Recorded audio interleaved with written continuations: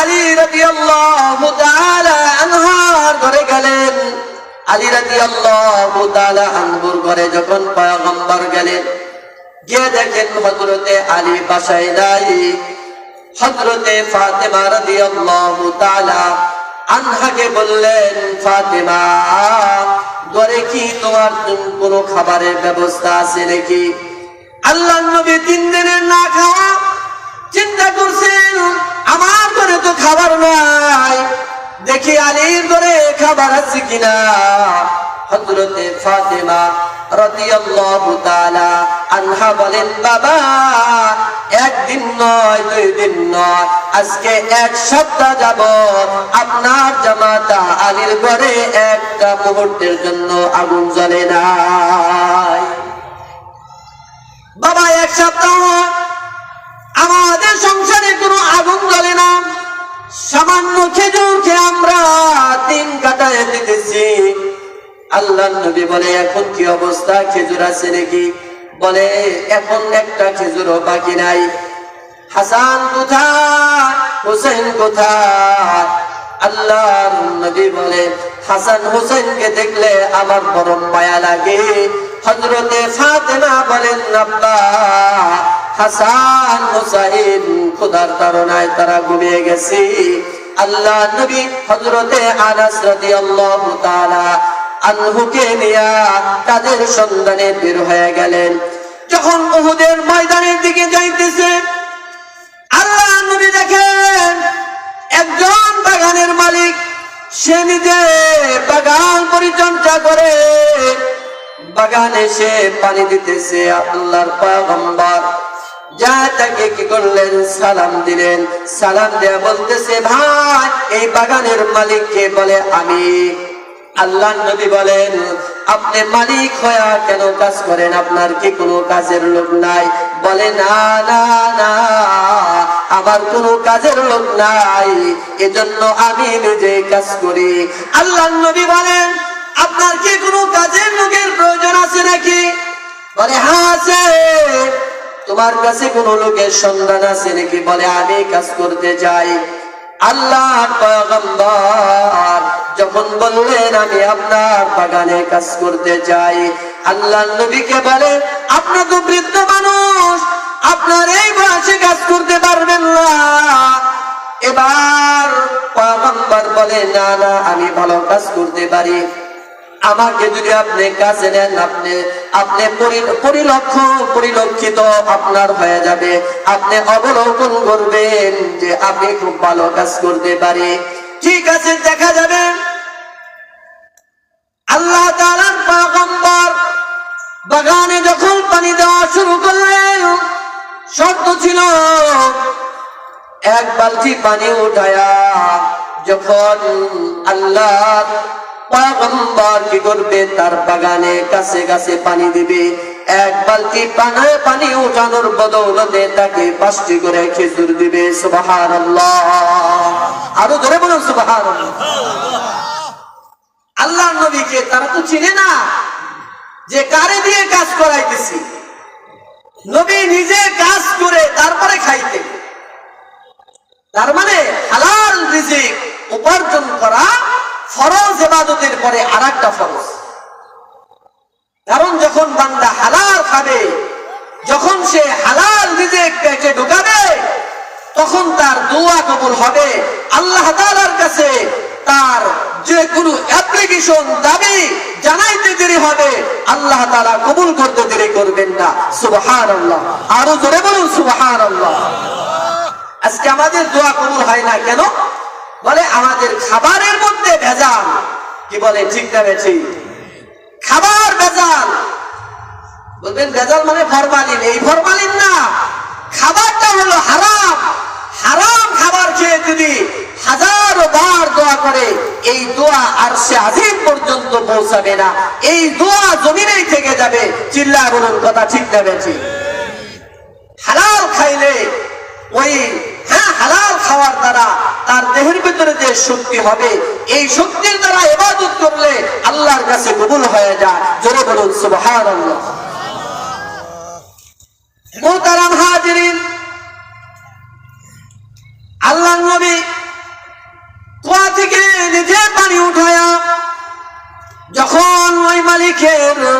বাগানে খেজুর গাছের ভিতরে পানি দিয়ে দেয়। এক বালতি, 2 বালতি, 3 বালতি, 5 বালতি উঠানোর পরে আল্লাহর নবীর আর কি করে না, পা চলে না, হাত চলে না, অনেক দুর্বল হয়ে গেছে। এবার মালিক বলতেছে, এই মিয়া, তুমি না বললা খুব তুমি ভালো কাজ করতে পারো, এখন দেখি তোমার পাও চলে না, তুমি তো কাজ করতে পারো না। এবার পয়গম্বর বলেন, আমি দুর্বল হয়ে গেছি। এবার মালিক বলেন, বুঝেছি আপনার ক্ষুধা পেয়েছে, দাঁড়ান। এবার আল্লাহ নবী যখন দাঁড়াইছে, মালিক কি করলো, 5টা খেজুর এনে আল্লাহ নবীকে দিয়ে দিল। আল্লাহ নবীকে বললেন, এই 5টা খেজুর খান, এরপরে আপনি কাজ করেন। আল্লাহর পয়গম্বর 5টা খেজুর তিনি কি করলেন, অর্ধেক অর্ধেক ভাগ করিয়া হযরত আনাস ইবনে মালিককে তিনি দিয়ে দিলেন 2.5টা, আর 2.5টা তিনি কি করলেন, নিজে ভক্ষণ করলেন, ইনসাফ কায়েম করলেন। জোরে জোরে কোন সুবহানাল্লাহ। এই 2.5টা খেজুর খাওয়ার পরে আল্লাহর নবী আবার পানি উঠানো শুরু করলেন। 1 বালতি নয়, 1 বালতি, 2 বালতি, 3 বালতি, এইভাবে যখন 9 বালতি পানি আল্লাহর পয়গম্বর উঠাইছে, 10ম বালতি উঠানোর সময় হাতে থেকে বালতির রশি ছিঁড়া বালতিটা কূপের মধ্যে যখন পড়ে যায়, এবার পয়গম্বর বলেন, ইন্না লিল্লাহি ওয়া ইন্না ইলাইহি রাজিউন। বলেন, এটা কি মুসিবতের দোয়া না? মুসিবতের দোয়া না? মানুষ বললে এখানে আমরা এই দোয়াটা পড়ি, ঠিক না বেঠিক? কথা বলে, ঠিক না বেঠিক? আসলে শুধু খালি মানুষ মরার দোয়া কিন্তু এটা না, এই দোয়াটা হলো মুসিবতের দোয়া। যখন কোনো বিপদ আসে তখন কি করে, এই দোয়াটা বেশি বেশি করা লাগে। কিন্তু আমরা শুধু মনে করি যে এটা কি মানুষ মরার দোয়া। কি বলে, ঠিক না বেঠিক? রাসূল যখন দোয়া পড়লেন যে ইন্না লিল্লাহি ওয়া ইন্না ইলাইহি রাজিউন, এবার ওই ইহুদি বলল, কি হয়েছে, কেউ মারা গেছে? আল্লাহর নবী বলেন, বালতির রশি ছিঁড়ে বালতিটা কূপের মধ্যে পড়ে গেছে। ইহুদি জানতো না কার মাধ্যমে সে পানি উঠায়, যাকে সৃষ্টি না করলে আল্লাহ তাআলা আসমান বানাইতেন না, জমিন বানাইতেন না। এই মহামনীষীর মাধ্যমে সে পানি উঠায়া সে তার বাগানে দিতেছে। আল্লাহ নবী বলেন, রশি ছিঁড়ে গেছে, এখন পানি উঠাবো কেমনে? এবার ইহুদি আল্লাহ নবীকে বারবার বর্ষনা দিতে থাকে, বলে, এই বুড়া, আগেই বলেছিলাম তুমি কাজ করতে পারো না, কয়েক বালতি পানি উঠানোর পরে তুমি কি করলা, রশিটা ছিঁড়ে ফেললা, তাড়াতাড়ি আমার রশি উঠায় দাও। আল্লাহ নবী বলে, কেমনে উঠাবো? বলে, না জানি না, আমার রশি আমাকে আমার হাতে ধরাই দিবা, রশির সাথে বালতিও থাকবে। এইভাবে আল্লাহ নবীকে বারবার গালাগালি শুরু করতেছি। আল্লাহ নবী কোনো জবাব দেয় না, কারণ আল্লাহর পয়গম্বরের একটা সুন্নাত হলো, কেউ যদি গালি দেয় তাকে কি করবে না, পাল্টা গালি দিবে না। এটা পয়গম্বরের একটা সুন্নাত, এটা পয়গম্বরের আদর্শ। এজন্য ইহুদিকে তিনি কি করেন না, গালি দিলেন না। আনাস ইবনে মালিক রাহমাতুল্লাহি আলাইহি আল্লাহ নবীকে বলেন, ইয়া রাসূলুল্লাহ, সামান্য একটা বালতির জন্য আপনাকে বারবার অপমান করে আপনি কোনো জবাব দেন না। ইয়া রাসূলুল্লাহ, যদিও আমি 11 বছরের সাহাবী, যদিও আমার বয়স কম, ইয়া রাসূলুল্লাহ, আপনি আপনাকে জীবনের চাইতেও বেশি ভালোবাসি, আপনি পারমিশন দেন এই ইহুদিকে আমি যতক্ষণ পর্যন্ত খতম না করব ততক্ষণ পর্যন্ত পয়গম্বর আমি স্থির হতে পারবো না। সুবহানাল্লাহ, আরো জোরে বলুন সুবহানাল্লাহ। আল্লাহর নবী বলে না না, তার রশির বালতি ছিঁড়ে বালতি পড়ে গেছে, সে বলতেই পারে না, কিছু বলা যাবে না। আল্লাহ নবী বলে সবুর করো, ধৈর্য ধারণ করো। এবার ইহুদি তারপরেও গালিগালাজ বন্ধ করে না, বারবার বলে এ বুড়া আমার বালতি উঠায় দাও, যদি বালতি না উঠাও হাসরের ময়দানে আমি তোমাকে এই বালতির অধিকার ছেড়ে দিব না। এবার আল্লাহ নবী বলেন এটা তো আমার কোনো দোষ না, তোমার বালতির রশি পুরাতন হয়ে গেছে, ভিজতে ভিজতে জন্য ছিঁড়ে গেছে। বলে না আমি কত পানি উঠাই, একদিনের জন্য তো পানি বালতিটা ছিঁড়ে পানির ভিতরে গেল না, পড়লো না, তোমার কাছ থেকে কেমনে পড়লো? বলে বালতি তো প্রতিদিন ছিঁড়বে না, একদিন ছিঁড়বে। কি বলেন ঠিক না বেঠি? এত কিছু বুঝি না, বালতি দাও। চোরে শুনে না ধর্মের বয়ান, কথা বলুন ঠিক না বেঠি? চোরের কাছে কি ধর্মের বয়ান করলে চলবে? ইহুদির কাছে কি এই বয়ান করলে চলবে? কারণ ইহুদি যদি জানতো যে বিশ্বনবীর মাধ্যমে সে তার বাগানে পানি দিতেছে, সে কোনোদিন কি করতে পারতো না, কালিমা গ্রহণ না করে সে স্থির থাকতে পারতো না। জোরে বলুন আল্লাহু আকবার, আরো জোরে বলুন আল্লাহু আকবার। হযরতে আনাস রাদিয়াল্লাহু তাআলা আনহু বলেন ইয়া রাসূলুল্লাহ চলেন, এখানে আর থাকা যাবে না। আল্লাহর নবী বলেন আমি 9 বালতি পানি দিয়েছি, 9 বালতির খেজুর আমাকে দিয়ে দেন। এই কথা বলতে দেরি হয়েছে, আল্লাহ নবীর মুখের মধ্যে ইহুদি চপটাঘাত করেছি। নাউজুবিল্লাহ। আল্লাহ নবীর চেহারা সে থাপ্পড় মেরেছে এমন জোরে, আল্লাহ নবীর চেহারার মধ্যে 5টা আঙ্গুলের ছাপ পড়ে গেছে। আল্লাহ পয়গম্বর জমিনে বসে গেছি। এবার আল্লাহ নবী বলে আনাস চলো।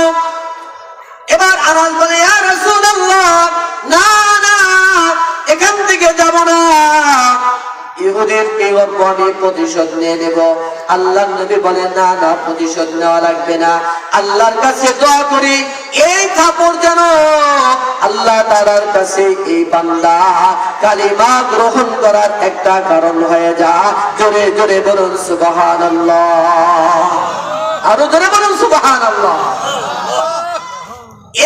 এই থাপ্পড় যেন তার হেদায়েতের কারণ হয়ে যা। আনাস বলেন ইয়া রাসূলুল্লাহ তাহলে এই ইহুদির বালতি উঠে দেন। আল্লাহ নবীর হাত ধরে কি করলেন, আনাস রাদিয়াল্লাহু তাআলা আনহু কূপের কাছে নিয়া আল্লাহ নবীকে বলেন আইয়া পয়গম্বর, হে আল্লাহ নবী আপনি কি করেন, বালতি উঠে দেন। আল্লাহ তাআলা বালতিকে তার পয়গম্বরে অনুগত করে দিলেন। যখন আল্লাহ নবী বললেন হে বালতি তাড়াতাড়ি তুমি উপরে উঠে যাও, বলতে দেরি হয়েছে, আল্লাহ তাআলা ওই কূপের পানিটাকে কূপের একেবারে উপর পর্যন্ত উঠায় দিয়েছি। সুবহানাল্লাহ, আরো জোরে বলুন সুবহানাল্লাহ। যখন বালতি উঠায় দিছে, ইহুদির হাতে বালতি দিয়া বলতেছে তোমার বালতি তুমি নিয়ে যাও, তবে তুমি যে আঘাত করছো এই আঘাতটা এখন ছিঁড়ে দাও। জোরে বলুন সুবহানাল্লাহ। ছিঁড়ে দেওয়া যাবে? আরো জোরে বলুন, ছিঁড়ে দেওয়া যাবে? আল্লাহ নবী আর কিছু বলে নাই। এই কথা বলিয়া যখন নবী কি করছে, হাঁটা ধরছে, ইহুদিকে বলতেছে যে তুমি কি করবা, মদিনায় আইসো, তোমার সাথে দেখা হবে। সুবহানাল্লাহ। তার মানে পয়গম্বর এই অপরাধ করার পরেও তার বিরুদ্ধে কি করেন নাই, অ্যাকশনে যান নাই। কথা বলুন ঠিক না বেঠি? না যাওয়ার পরে ওই বেচারা রসুলের এই আখলাক দেখিয়া চিন্তা করছে, বেচারারে এমন আঘাত করলাম, কিছুই বললো না। আবার কূপের পারে দাঁড়ায়া বালতিকে ইশারা দেওয়ার সাথে সাথে বালতি উঠে গেল। এই বেচারাকে, তার পরিচয় কি, তার নাম কি, এটা আমাকে জানতে হবে। জোরে বলুন আল্লাহু আকবার। দৌড়ে বাড়ি গেছে, বাড়ি দেয়া বিবির কাছে বলতেছে যে আজকে তো একটা ঘটনা ঘটছে।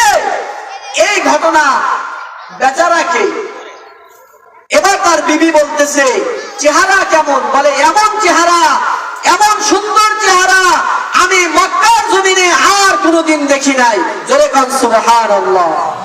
চুলগুলো কেমন?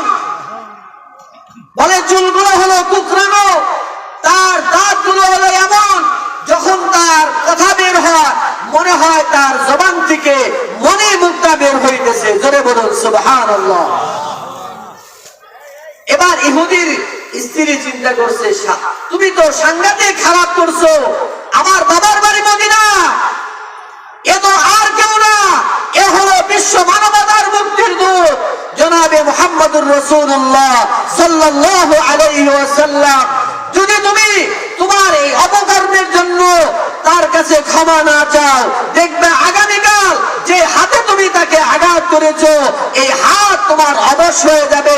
জিন্দেগিতে হাত তোমার কোনোদিন ভালো হবে না। জোরে বলুন সুবহানাল্লাহ।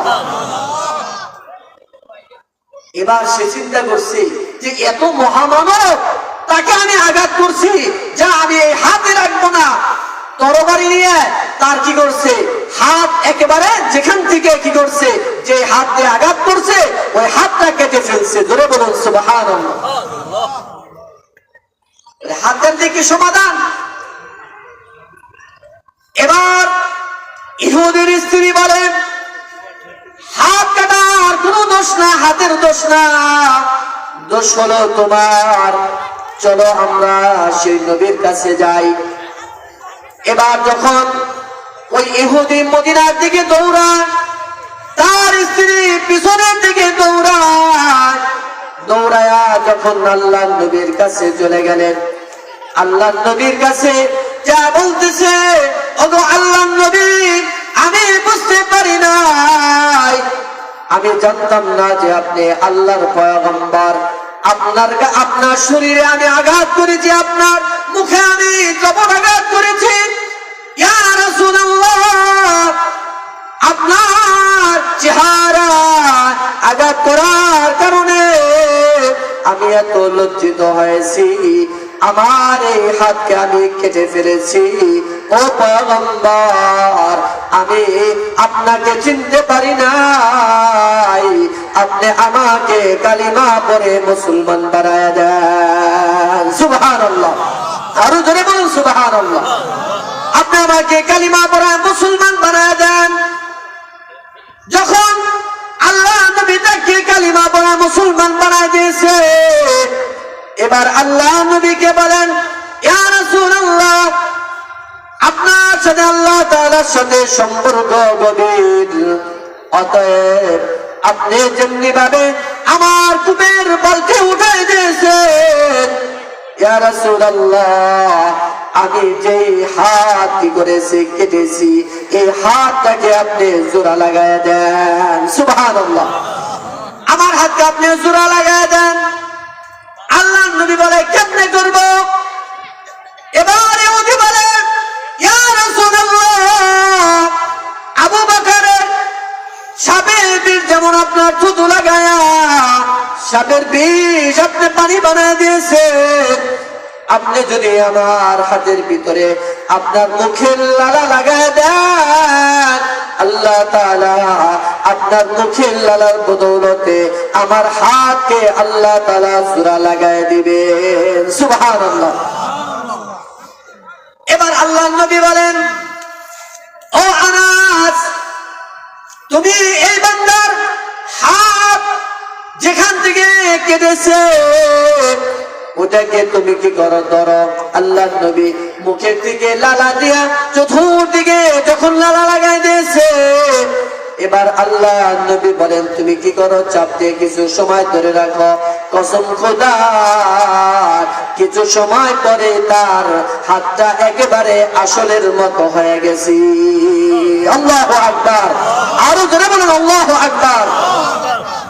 আমার প্রিয় তাওহীদি জনতা, আল্লাহ তাআলা এমন একজন দামি পয়গম্বরের উম্মত করে আল্লাহ তাআলা আমাদেরকে দুনিয়াতে পাঠাইছি। এই নিয়ামতের যদি আমরা শুকর আদায় করি আমাদের জিন্দেগি পার হয়ে যাবে, তবে এই নিয়ামতের শুকর আদায় করা যাবে না। চিল্লা বলুন ঠিক না বেঠি? এজন্য বলবো এই নওজোয়ান যুবক, এখনো যারা মাহফিলে আসতে পারো নাই, মাইকের আওয়াজ যত দূর পর্যন্ত যাইতেছে, যারা এখনো হাজির হলো না, বলা যায় না কার জন্য যেন আজকের রজনীটা জীবনের শেষ রজনী। ঠিক না বেঠি? কি বলেন ঠিক না বেঠি? নাকি এরকম কারোর সাথে আজরাইলের কন্টাক্ট হয়েছে যে না আগামী মাহফিলের আগ পর্যন্ত আপনার কাছে আসতাম না? কি বলেন, এরকম কারোর সাথে কন্টাক্ট হয়েছে দেখি? এক সেকেন্ডের কি নাই, ভরসা নাই।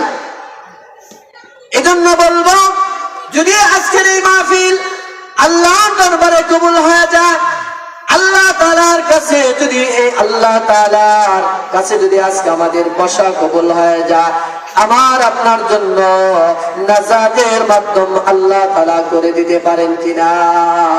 কি বলেন, পারেন কিনা? এজন্য এটা হবে মুহাব্বতের দলিল। আল্লাহ তাআলা আমাদেরকে যে মুহাব্বত করেন, আল্লাহ তাআলা যে ভালোবাসেন, এই ভালোবাসা আমাদেরকেও কি করতে হবে? প্রমাণ করায় দেখাইতে হবে। কথা বলুন ঠিক না বেঠি? আমরা কি আল্লাহকে ভালোবাসি না? কি বলেন, আল্লাহকে ভালোবাসি না? আমরা কেমন ভালোবাসি?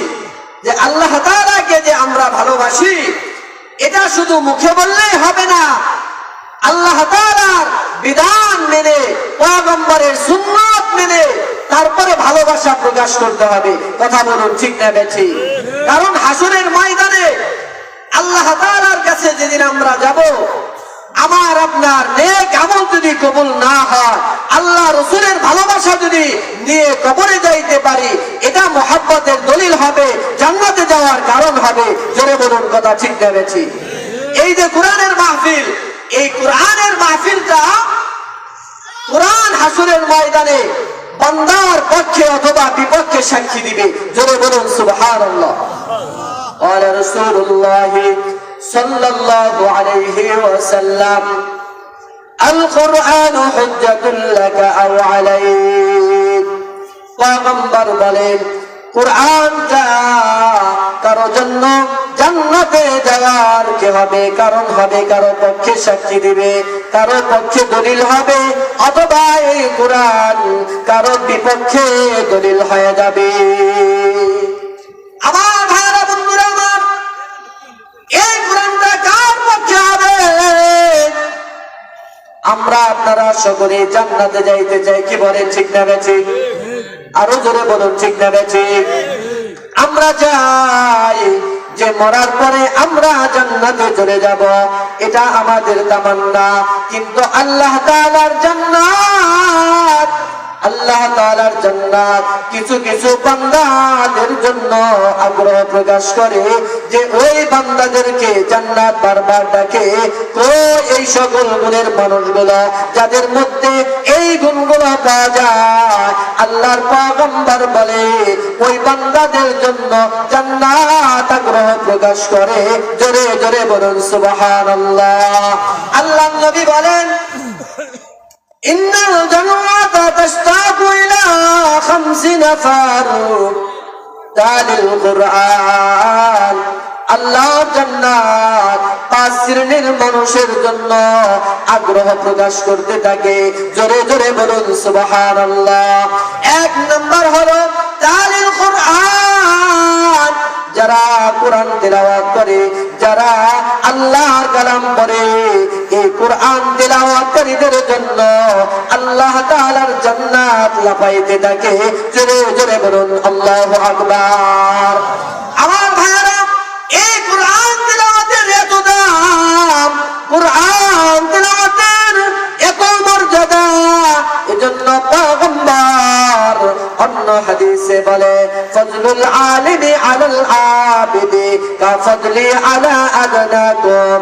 আল্লাহ তাআলা এই কোরআনে যারা হাফেজ হবে, কোরআনের যারা হাফেজ হবে, কোরআনের যারা আলেম হবে, আল্লাহ তাআলার কাছে এই বান্দাদের দাম বেড়ে যাবে। জোরে জোরে বলুন আল্লাহু আকবার। আল্লাহর পয়গম্বর বলেন তালিল কুরআন, যারা কোরআন তিলাওয়াতকারী হবে, কোরআন তিলাওয়াত করা মানে হলো আল্লাহ তাআলার সাথে কথা বলা। চিল্লা বলুন আল্লাহু আকবার। আমরা তো আজকে কোরআন ছেড়ে দিয়েছি, আমরা কোরআন তিলাওয়াত করি না, আমরা নিজেরাও করি না, আমাদের সন্তানগুলোকেও আমরা কোরআন তেলাওয়াতকারী বানাই না। কি বলেন, ঠিক না বেঠিক? অথচ আমরা এই কোরআন তেলাওয়াত না করার কারণে আল্লাহর পক্ষ থেকে শান্তি পাওয়ার কথা ছিল, এই শান্তির পরিবর্তে দিন দিন অশান্তির আগুন আমাদের পরিবারের মধ্যে দাউ দাউ করে জ্বলতেছে। জোরে জোরে বলুন কথা ঠিক না বেঠিক? অথচ এই কোরআন তেলাওয়াতের এত দাম, যে বান্দা নিয়মিত কোরআন তেলাওয়াত করে, বলবেন যে আমরা তো এখন বৃদ্ধ হয়ে গেছি, কোরআন কেমনে শিখবো? আমরা তো কোরআন তেলাওয়াতের বয়স আমাদের নাই। আমি বলবো এটার জন্য কোনো বয়স না। আজকে থেকে কেউ যদি চিন্তা করে যে আমি আজকে থেকে কোরআন তেলাওয়াত শেখা শুরু করে দিলাম, আপনি যে কয়টা সূরা তেলাওয়াত করতে পারেন ওইটাকে আপনি কি করবেন? বিশুদ্ধ মতো তেলাওয়াত করবেন। আল্লাহ তাআলা এই যে শিক্ষা শুরু করে দিলেন, এই অবস্থায় যদি আপনার মৃত্যু হয়ে যায়, আল্লাহ তাআলা কবরে একজন ফেরেশতা নিযুক্ত করায় দিবেন, যে ওই বান্দা কবরে আল্লাহর ফেরেশতাদের মাধ্যমে কোরআন তেলাওয়াত শিখায়া ময়দানে মাশারে আল্লাহ তাআলা হাজির করাবে।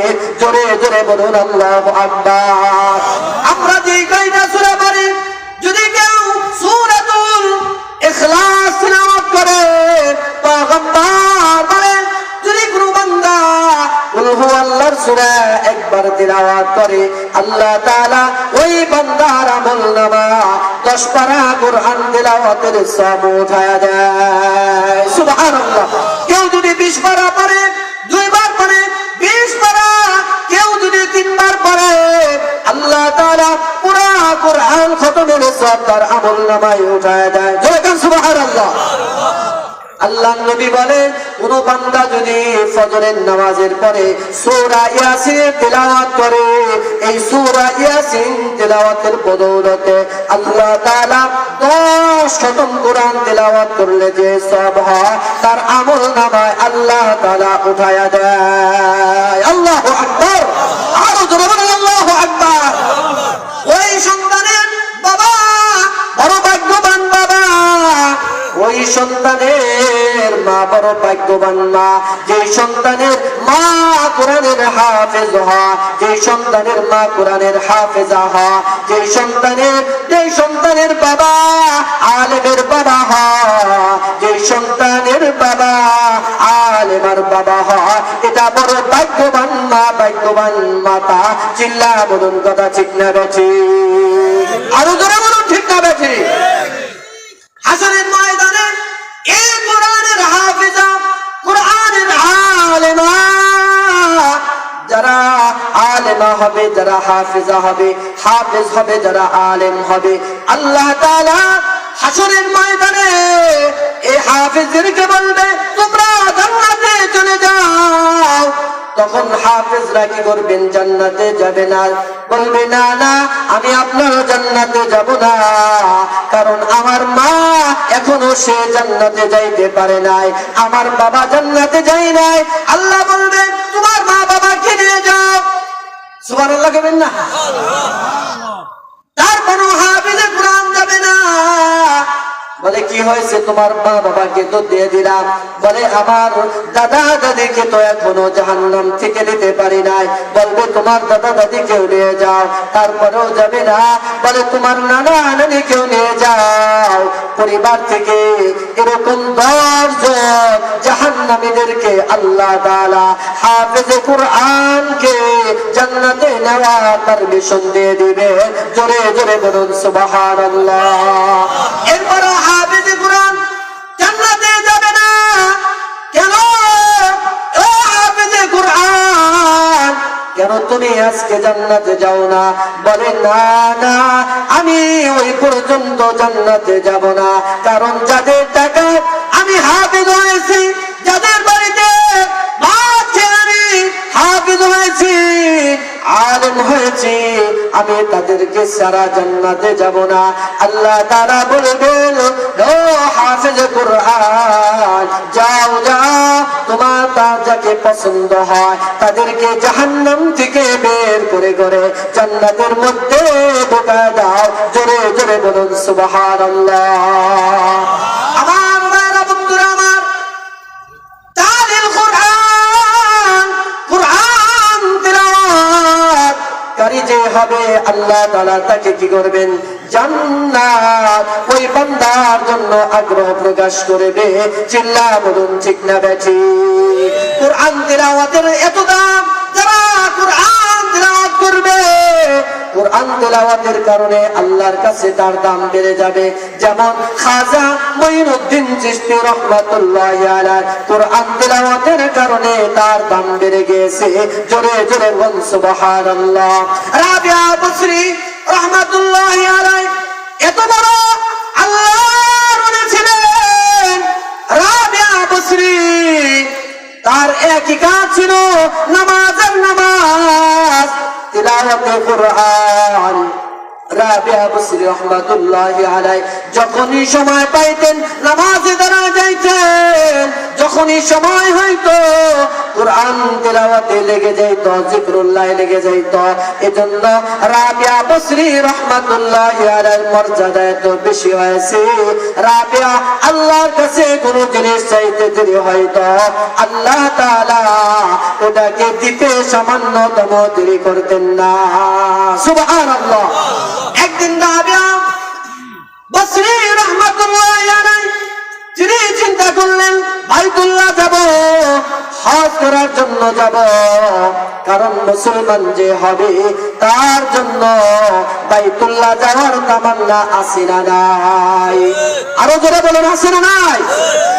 কারণ যখন যাই নামাজে আমরা দাঁড়ায় যাই, অনেক যাই নামাজে কাবার ছবি আছে, কি বলেন, আছে না নাই? আরো জোরে বল। এই কাবার চেহারা দেখলে দিল বানায় না, আর চিন্তা করে হায়রে কাবা, কত বারবার কাবার চেহারা ছবি দেখছি, কিন্তু আসল কাবা দেখতে পাই নাই। কারণ দিলের মধ্যে কাবার মুহাব্বত, দিলের মধ্যে পয়গম্বরের রওজার মুহাব্বত, এটা তার ঈমানের দলিল। জোরে বলুন সুবহানাল্লাহ। এজন্য মুমিন বান্দা চায়, হায়রে যদি কাবায় যাইতে পারতাম, হ্যাঁ যদি মক্কা মদিনা যাইতে পারতাম, রাসূলের দরবারে যায়া যদি রাসূলকে সালাম জানাইতে পারতাম, দিলটা কি হয়তো প্রশান্তি লাভ করত। ময়দানে মাশারে আল্লাহর পয়গম্বরের শাফাআতে জান্নাতে যাইতে পারতাম। জোরে জোরে বলুন সুবহানাল্লাহ। আরো জোরে বলুন সুবহানাল্লাহ। কি বলেন, মদিনা যাওয়ার আশা আছে না নাই? কার কার আছে? নারায়ে তাকবীর। মদিনা যাইতে পারলাম না, মদিনা দেখতে পারলাম না,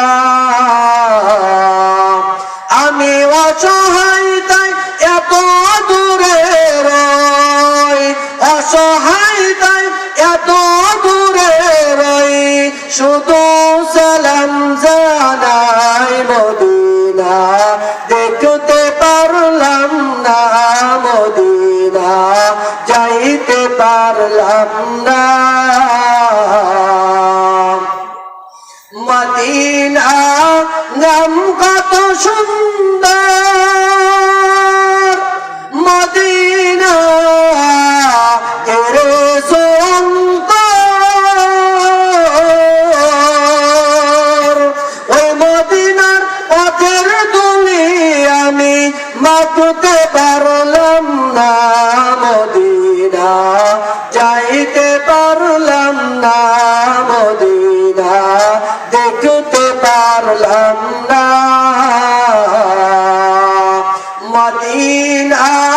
নাম কত দূর মদিনা আর যে কত দূর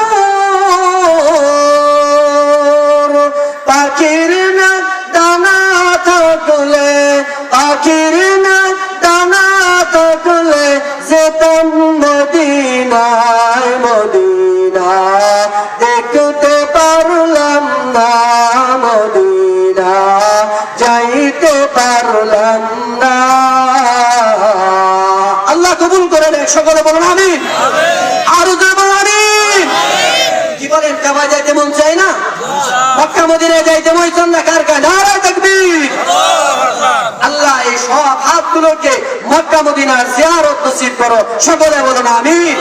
আরো জোরে বলুন আমিন। যদি বাস্তবে সম্ভব না হয়, স্বপ্নে যুগে হলেও রাসূলকে দেখে আমরা মৃত্যুবরণ করতে পারি, আল্লাহ তৌফিক দান করুন, সকলে বলুন আমিন। মুহতারাম হাজিরিন, যেটা বলতেছিলাম, রাবিয়া বসরি যখনই সময় পাইতেন কোরআন তিলাওয়াত করতেন, যখনই সময় পাইতেন নামাজে দাঁড়ায় যাইতেন।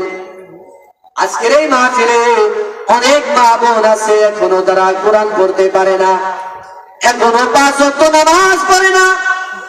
ও মা, আপনিও কিন্তু সেই রাবিয়া বসরি রাহমাতুল্লাহি আলাইহি আপনার মতো মা, আপনি খাদিজার মা, আপনি ফাতেমা রাদিয়াল্লাহু তাআলা আনহার মতো মহিষী নারী হন। আল্লাহ তাআলার কাছে আপনাদের দাম বেড়ে যাবে। আল্লাহ তাআলার কাছে মর্যাদা বাড়ার জন্য যে গুরুত্বপূর্ণ আমল, এটা হলো তালিল কোরআন, কোরআন তিলাওয়াতের মাধ্যমে। জোরে জোরে কান আল্লাহু আকবার। রাবিয়া বসরি বাইতুল্লাহ যাওয়ার জন্য সফর শুরু করে দিয়েছে। একটা গাধার উপরে সওয়ার হয়েছে। যখন যাইতে যাইতে আসরের নামাজের সময় হয়েছে, আল্লাহ গোরা থেকে নামিয়া তিনি কি করলেন, নামাজে দাঁড়ায় গেলেন। যখন নামাজে দাঁড়াইলেন, নামাজ আদায় করে ডানে সালাম ফিরাইছে, বামে সালাম ফিরাইয়া রাবিয়া বসরি দেখে যে গাধার উপরে গোরার উপরে সওয়ার হয়েছে ওই গাধাটা মারা গেছে। এবার আল্লাহর বান্দি রাবিয়া বসরি চিন্তা করে গেল, এই লম্বা পথ আমি কেমনে পাড়ি দিব। এটা ওই সময় তো এত সুন্দর যাতায়াতের ব্যবস্থা ছিল না, রাস্তা ছিল না, মরুভূমি পাড়ি দিয়া তারপরে যা লাগতো। কথা বলুন ঠিক না বেঠি? রাবিয়া বসরি চিন্তা করলেন, আমি এই লম্বা পথ কেমনে যাব। আবার 2 রাকাত নামাজে দাঁড়ায় গেলেন, আল্লাহর কাছে বললেন, আল্লাহ তুমি তো সবকিছুর মালিক, তুমি গাধা জিন্দা করতে পারো। তুমি যে গাধাকে আমার জন্য সরি বানাইছো, আল্লাহ তুমি এই গাধাকে আমার জন্য জিন্দা বানায় দাও। আর যদি জিন্দা না বানায় দাও, তাহলে আমি কাবায় যাইতে পারবো না। তোমার কাবাকে আমি রাবিয়ার সামনে তুমি হাজির করে দাও। জোরে জোরে বল আল্লাহু আকবার। আর জোরে বলুন আল্লাহু আকবার। এই কথা বলতে বলতে হযরতে হাসান বসরি ওই দিকটা যান। হযরতে হাসান বসরি রাবিয়াকে বলে, রাবিয়া তোমাকে বিবাহের প্রস্তাব দিলাম, তুমি আমার প্রস্তাবকে নাকচ করে দিলা।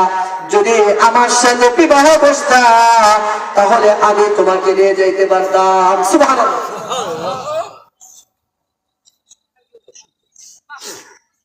জোরে বল সুবহানাল্লাহ। হাসান বসরি তো চলে গেছে। এইবার রাবিয়া বসরি চিন্তা করতেছে, আমি এখন কেমনে যাব। হাসান বসরি ঘোড়া নিয়ে করতে করতে একেবারে কাবায় চলে গেছে। আশ্চর্যজনক ঘটনা হলো, কাবা যায় দেখে যেখানে বাইতুল্লাহ আছে, আল্লাহ তাআলার বাইতুল্লাহর চেহারাও হাসান বসরি দেখতে পাই না। জোরে বলুন সুবহানাল্লাহ। আরো জোরে বলুন সুবহানাল্লাহ। হাসান বসরি চিন্তা করলো যে অনেকবার তো বাইতুল্লাহ সফরে আসছি, এখানে এই তো বাইতুল্লাহ ছিল, আজকে বাইতুল্লাহ গেল কোথায়। বারবার খুঁজতেছে, বাইতুল্লাহ খুঁজে পায় না। আল্লাহ তাআলার কাছে বলে, আল্লাহ, যে বাইতুল্লাহর জন্য আসলাম এখন থেকে বাইতুল্লাহ নাই। আল্লাহ তাআলা ইলহামি আওয়াজে বলতেছে, হাসান বসরি, তুমি বাইতুল্লাহর জন্য তো আসছো, আমি আল্লাহ তাআলা আমার এক বান্দির আবেদন রক্ষার্থে আমি বাইতুল্লাহকে রাবিয়া বসরির জন্য বহু দূরে পাঠাই দিছি। জোরে বলেন আল্লাহু আকবার, আরো জোরে বলেন আল্লাহু আকবার। হুজুর, এটা কেমনে সম্ভব? আল্লাহ যদি করে, এটা আল্লাহর কাছে কোনো জিনিস অসম্ভব আছে? কি বলেন, অসম্ভব আছে? আল্লাহর ক্ষমতা আছে না নাই? আরো জোরে বলেন আছে না নাই? আল্লাহ তাআলার কালামের বরকত এমন, আল্লাহ তাআলার কালামের পাওয়ার এমন, হাসরের ময়দানে আল্লাহ তাআলা এই কালামকে, কোরআনকে কি করবে? বান্দার পক্ষে দাঁড় করায় দিবে। যারা কোরআন তিলাওয়াত করবে, আল্লাহ তাআলা বলবে, হে কোরআন তিলাওয়াতকারীরা, হাফেজে কোরআন, হে আলেম, হে হাফেজা আলেমা, তোমাদেরকে পারমিশন দেওয়া হলো, অধিকার দিয়ে দেওয়া হলো যে তোমরা কি করো, দেখে দেখে তোমার পছন্দের বান্দাগুলোকে জান্নাতে নিয়ে যাও। জোরে বলেন সুবহানাল্লাহ। কারণ আমরা এই দুনিয়ায় চিরদিন থাকবো না। কি বলেন, ঠিক না বেঠিক? কতদিন থাকবো বলতে পারবো? কি বলেন, কারো জানা আছে? কারো জানা নাই, যে কোনো মুহূর্তে আসতে পারে। কি বলে, ঠিক না বেঠিক? রাসূল বলেন যে তিনটা কাজ যদি কেউ করে যেতে পারে, হযরত আবু হুরায়রা রাদিয়াল্লাহু তাআলা আনহু থেকে হাদিস রওয়ায়াত বলে, তিনটা কাজ যদি কেউ করে যেতে পারে, ওই বান্দা মৃত্যুর পরে কবরে শয়ন করে শুয়ে শুয়ে কিয়ামত পর্যন্ত তার কবরে আল্লাহ তাআলা সওয়াব পৌঁছাইতে থাকবেন। জোরে বলেন সুবহানাল্লাহ। এক নাম্বার হলো ইল্লা মিন সাদাকাতিন জারিয়া, যদি কেউ চলমান সদকা করে, দান করে। চলমান সদকা মানে যে দানটা একটা সেকেন্ডের জন্য বন্ধ হয় না। জোরে বলেন সুবহানাল্লাহ। যেমন মসজিদ করা, মাদ্রাসা করা।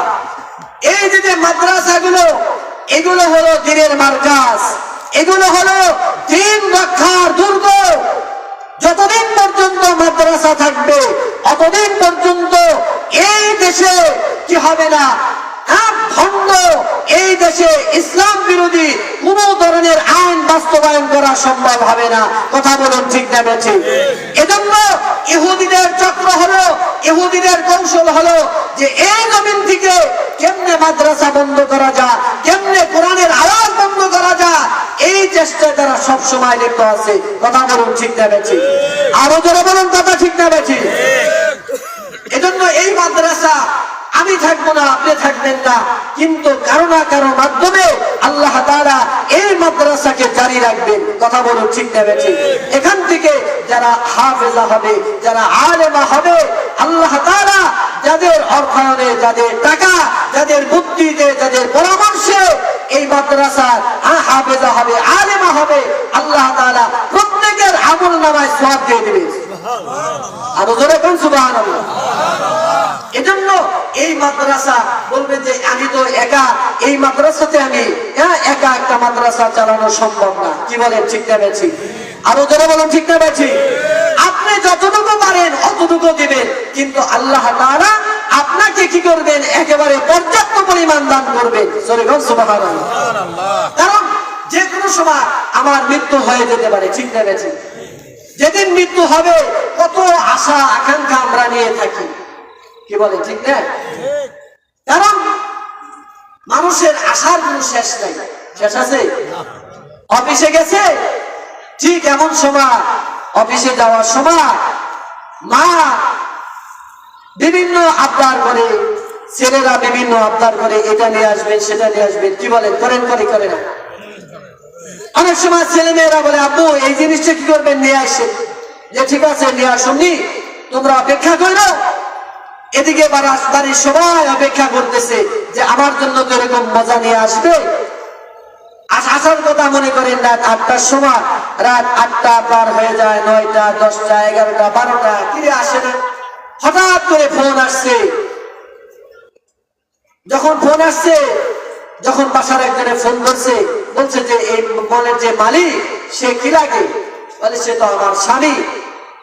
বলে, আপনার যদি স্বামী হয় তাহলে আপনাকে একটা সংবাদ দেই যে এই মোবাইলের যে মালিক, এটা বাসা থেকে ফেরার পথে মুখোমুখি দুইটা গাড়িতে সংঘর্ষ লেগে সাথে সাথেই কি হয়েছে, ডেথ স্পট।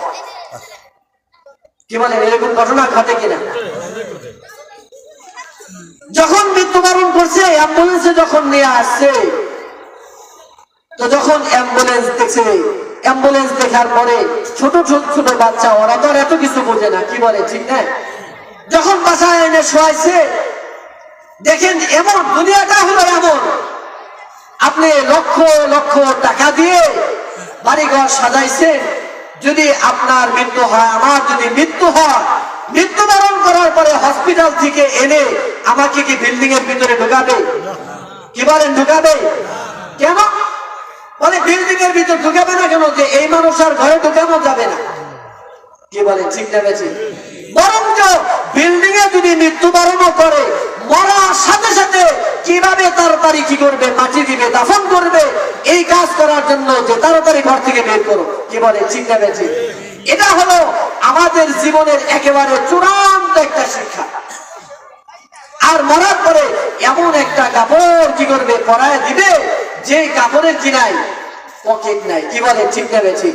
এজন্য যাদের কিনাই মা নাই, বাবা নাই, দেখেন অন্ধকার কবরে শায়িত আছে, যে তারা আমাদের জন্য কত কিছু করে গেছে, এরপরেও আমরা তাদের জন্য কি করতেছি, কিছুই করতে পারি নাই।